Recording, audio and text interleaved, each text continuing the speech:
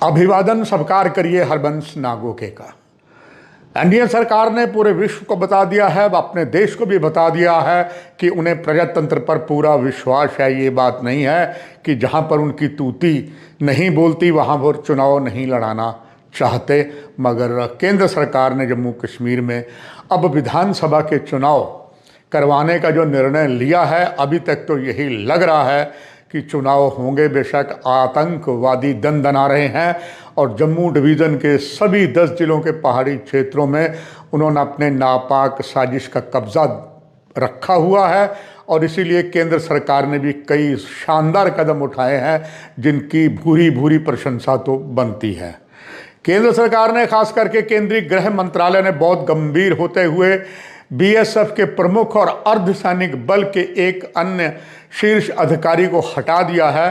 हाल के दिनों में हुए आतंकवादी हमलों में 22 लोगों की जान गई थी। एडीजी बीएसएफ के नितिन अग्रवाल और उनके डिप्टी स्पेशल डीजी पश्चिम में वाई बी खुरानिया को भी तत्काल प्रभाव से हटा दिया है। खुरानिया को ओडिशा पुलिस बल के प्रमुख या पुलिस महानिदेशक डीजीपी बनाए रखने की उम्मीद है। जहां नई भाजपा ने सरकार ने कार्यभार संभाला है, यूपी काडर के आईपीएस अधिकारी दलजीत सिंह चौधरी, जिनका जन्म 25 नवंबर 1965 को हुआ, दिल्ली में हुआ था। दलजीत सिंह चौधरी की गिनती देश के तेज तरार आईपीएस अधिकारियों में होती है। अभी तक उन्हें 3 बार राष्ट्रीय पदक से सम्मानित किया जा चुका है। Daljit Singh 1990 batch UP cadre के भारतीय पुलिस सेवा के अधिकारी हैं। 30 नवंबर 2025 को वो रिटायर होंगे। दलजीत सिंह पहले नेशनल सिक्योरिटी गार्ड के कार्यकारी डीजीपी रहे हैं। प्रेजेंट में एसएसबी यानी कि सशस्त्र सीमा बल के डीजी की जिम्मेदारी उनके पास है। दलजीत सिंह चौधरी ने एसजी के कार्यकारी डीजी की जिम्मेदारी जो संभाली, उन्होंने जांबाजी उसमें की है। और यही बात था जब उत्तर प्रदेश में समाजवादी पार्टी की सरकार थी, यूपी में उन्हें एडीजी लॉ एंड ऑर्डर यानी अपर पुलिस महानिदेशक कानून व्यवस्था की जिम्मेदारी सौंपी गई थी।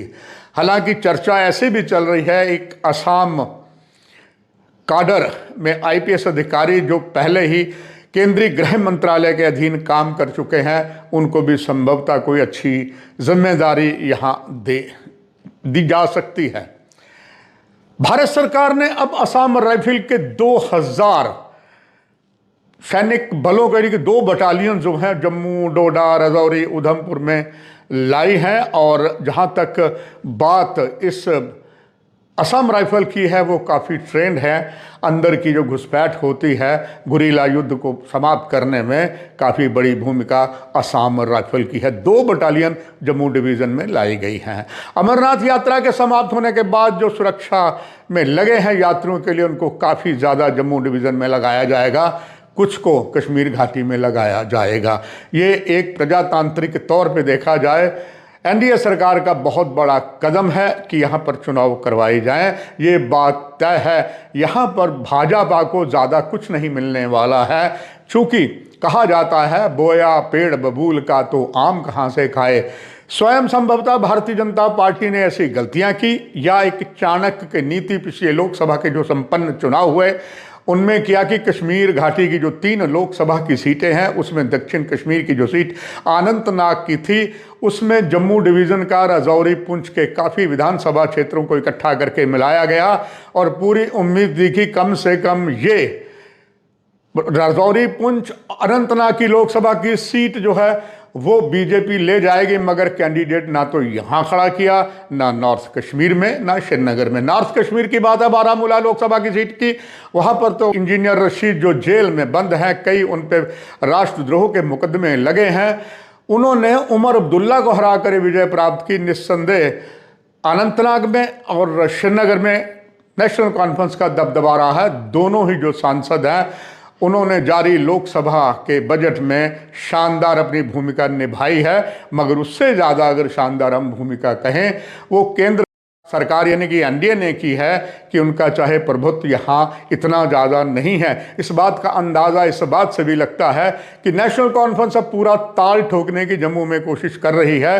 पिछले दिनों उमर अब्दुल्ला ने गुड़ा सलाथियां, जो विजयपुर विधानसभा का क्षेत्र है जहां ज़्यादा सुरजीत सिंह सलाथिया का प्रभुत्व रहा है, कई बार वो नेशनल कॉन्फ्रेंस के टिकट पर जीते हैं, मंत्री बने हैं, वहां ताल उन्होंने ठोकी और बहुत अच्छा रिस्पांस मिला। सुरजीत सिंह सलाथिया नेशनल कॉन्फ्रेंस को अलविदा कर भारतीय जनता पार्टी में आ चुके हैं। फिलहाल किस तरीके से एनडीए सरकार ने जो जांबाजी की है, इसका रिजल्ट क्या होता है, चुनाव आयोग क्या फैसला देता है, उनके फैसले के बाद केंद्र सरकार क्या करती है, तो आने वाला समय बताएगा।